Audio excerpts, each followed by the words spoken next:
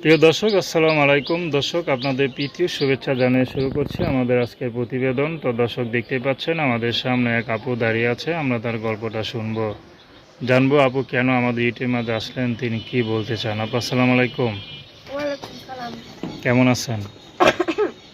ভালো। নাম কি আপনার? পায়েল। পায়েল আপু। পায়েল আপু, বাচ্চাটা কার? বাচ্চাটা আমারই ভাই। আপনারই বাচ্চা। ইউটিউবে কি মনে করে আসলেন বা বাচ্চাকে নিয়ে কেন আসলেন বলেন। আইসি ভাই অনেক কষ্ট পেলাম। বাচ্চার বয়স যখন 2 মাস তখন ওর বাবা ফেলাই দিয়া চলে যায় নিঃশ্বাস।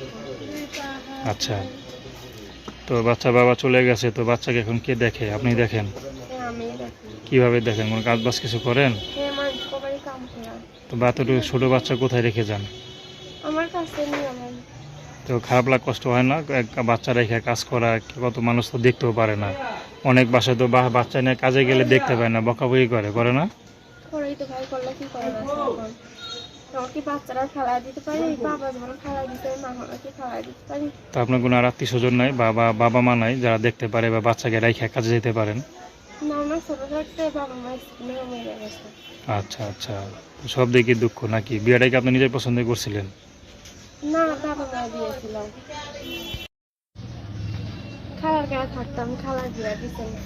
খালা আচ্ছা, এখন মরে গেছে, এই কারণে স্বামীটাও নিশা পড়ে গেছে। মানে পৃথিবীতে আপনার কোথাও যাওয়ার জায়গা নেই আর কি? না। আচ্ছা, বস্তিতে থাকেন নাকি? হুম।